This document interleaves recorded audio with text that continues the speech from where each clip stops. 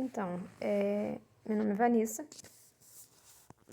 Eu decidi gravar esse vídeo porque eu senti que Deus falou comigo a respeito desse tema, né? Hoje em dia a gente está vivendo uma sociedade que ela está cada vez mais difícil, na verdade, de viver. Está sendo mais difícil de viver cada dia, né? E tem muitas pessoas com depressão, com síndrome do pânico, cometendo suicídio, sentindo um vazio em viver, né? Uma insignificância, uma falta de vontade mesmo de estar vivo, porque se você olhar ao teu redor, infelizmente, o que sobrevém, o que sobrepõe são as coisas ruins. E quem quer viver no que é ruim, né? Quem quer viver e ver, fazer coisas ruins? Somente quem é mal de fato, né? Mas para aquele que não é mal, para aquele que não tem maldade mesmo e gosta de fazer o bem, é muito triste, é muito ruim você viver em uma sociedade dessa forma, né? E a gente vê a alta dos preços, o salário como está baixo, como a desvalorização do ser humano, como a falta de respeito, entre outras coisas que infelizmente desmotivam em relação também à injustiça que acontece no nosso Brasil. Então tudo isso ele vem marcando, né, os seres humanos de uma forma negativa, infelizmente. E se você for parar para olhar, não há muitas instituições, entidades, seja filantrópica ou não seja, não há muitas, tá? Existem, claro, mas não há muitas que podem fazer algo, que fazem algo a respeito da melhoria do ser humano, né? E também por outra questão também, mesmo que se houvessem várias instituições, várias entidades, filantrópicas ou não, como eu falei, que fizessem algo mesmo de bom para a sociedade, de forma bem grandiosa, não daria conta, porque o ser humano em si, ele decide se ele quer viver sendo feliz ou se ele quer viver sendo triste ou viver por viver sem um objetivo final, sem um objetivo mesmo a traçar. E esse vazio mesmo que há dentro de nós, eu sou cristã, eu creio que só Deus pode retirar com a nossa força interior, com a força que há em nós também, porque se a gente escolher não melhorar, a gente não vai melhorar. Mesmo que Deus estenda a mão, Deus sempre está com a mão estendida, só que se a gente não estender a nossa também, ou seja, não tiver uma força nossa, a gente não consegue, né? Então, me veio essa frase à mente e eu queria compartilhar com vocês, né? Com você, com vocês, quem for ver ou ouvir. Então, lá em Eclesiastes 9:4, está dizendo que para aquele que está vivo, há esperança. E existe, essa frase é muito conhecida, né? Essa frase existe. Só que as pessoas conhecem como enquanto há vida, há esperança. E existe um filósofo muito famoso que já faleceu, Stephen Hawking, que foi dito que ele fez essa frase, ele é o criador dessa frase, né? Enquanto há vida, há esperança. De fato, ele escreveu dessa forma, enquanto há vida, há esperança. Parafraseando o que Eclesiastes, ou seja, Salomão, já escreveu, né? E isso eu digo no livro A Bíblia. Então, o que eu entendo? Deus, com a sua imensa, né, santa, poderosa, extraordinária sabedoria, ele inspirou esse homem, Salomão, para que escrevesse esse trecho, né? Essas palavras de sabedoria que são maravilhosas. Para aquele que está vivo, há esperança. Ou seja, enquanto há vida, há esperança, né? E quando a pessoa morre, já não há, porque já não há o que fazer. Quando a pessoa morre, ela sai desse plano, não existe mais o que pode ser feito por ela, né? Os egípcios, antigamente, quando a pessoa morria, eles mumificavam e colocavam pedras preciosas, né? Ouro, enfim, bens materiais que poderia ajudar a pessoa na passagem para outra vida, porque eles acreditavam que assim seria, né? E isso é uma religião bem antiga, né? Um ritual bem antigo, né? Dos egípcios. Mas hoje em dia, né? isso não se dá dessa forma. E para quem é cristão, para quem crê na Bíblia, sabe que não é dessa forma também. Existe sim uma vida após a morte, mas não é dessa forma, né? Então vamos lá, a frase novamente. Enquanto a vida há esperança. E o Espírito Santo também me deu uma outra situação que também é descrito na palavra de Deus. Que quando Davi, né, que é o homem segundo o coração de Deus, que também é muito conhecido, ele peca contra Deus. Ele tem relação com Batseba, que já tem um esposo, que é Urias. Então Natã, que é um profeta, ele vai repreender Davi.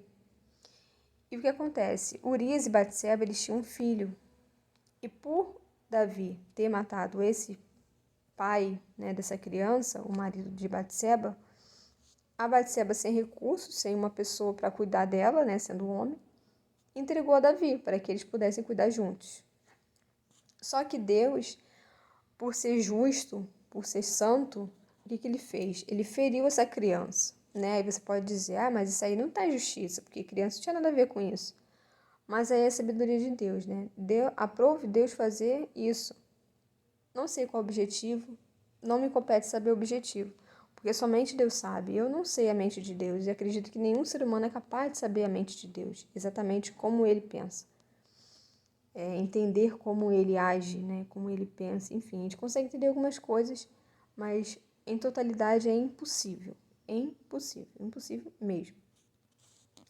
Então, o que aconteceu? Deus feriu o filho de Urias com Batseba, né? Só que Davi é uma pessoa que tinha um coração muito bom.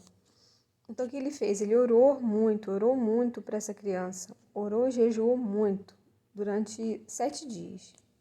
E ele foi orando, jejuando, e então ele não comeu, se ajoelhou, ele ficou de fato prostrado no pó, suplicando a Deus para a vida daquela criança. Lá em 2 Samuel, tá escrito isso. 2 Samuel, no capítulo 12, está escrito isso, descrito, essa parte toda. E então o que acontece?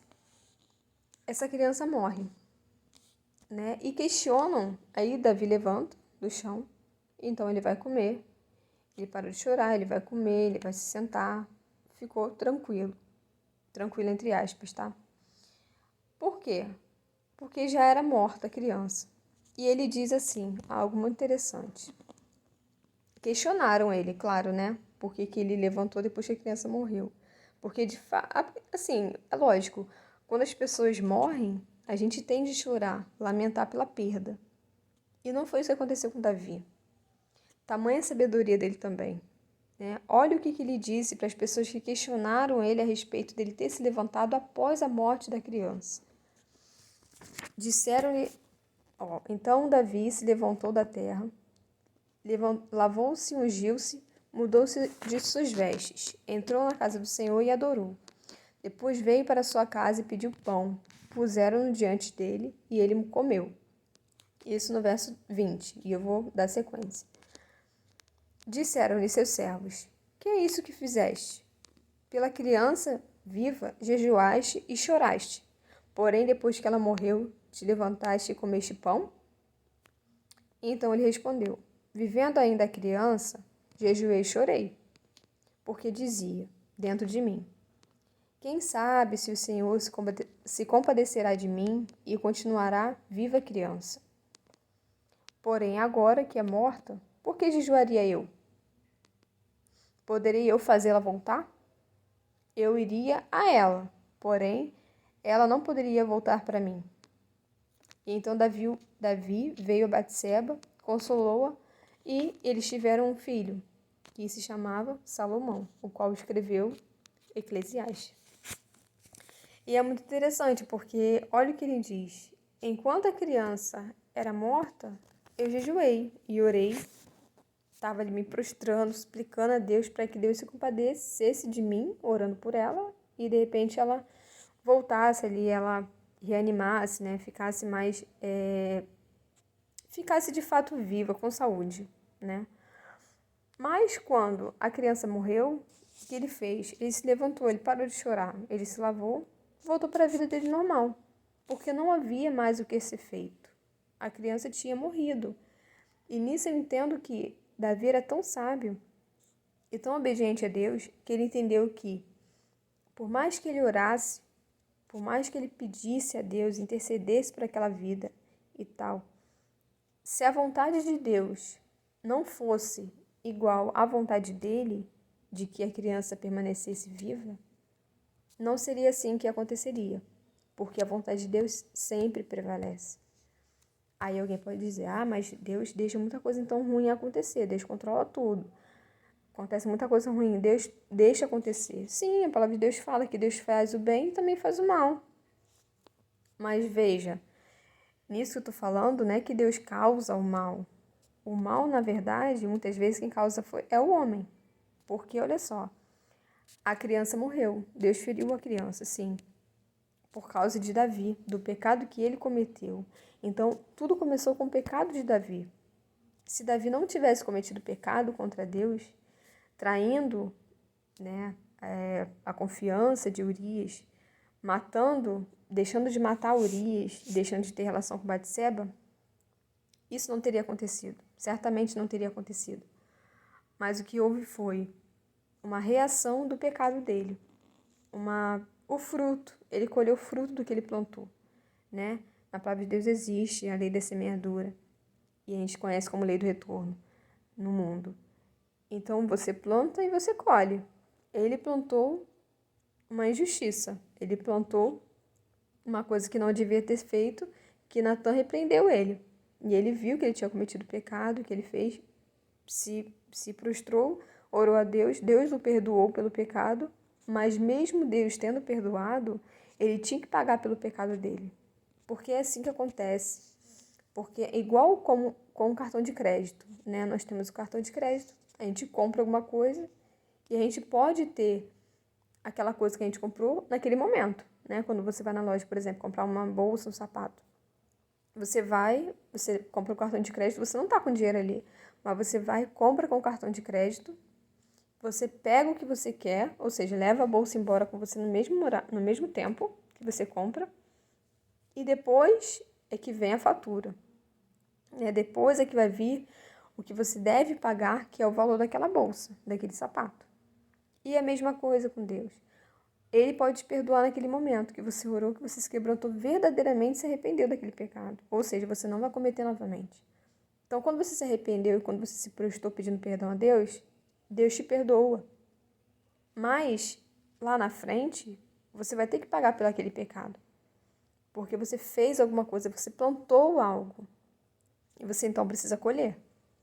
Né? E existem muitas coisas que a gente faz de pecado que não prejudica outras pessoas, né? Isso acontece também. Mas tem pecado que você prejudica outra pessoa, e se você prejudicar, é pior ainda. Porque se você prejudicar, aí que você paga de fato, né? E é visto, geralmente, por outras pessoas, esse teu pagamento do pecado. Que não é uma coisa boa para você, claro que não. Mas é justo que você tenha essa recompensa pelo que você fez de errado. Mas Deus é tão maravilhoso que ele perdoa, e esse que é o mais importante, porque por mais que você sofra lá na frente pelo que você fez de errado, Deus já te perdoou quando você pede perdão.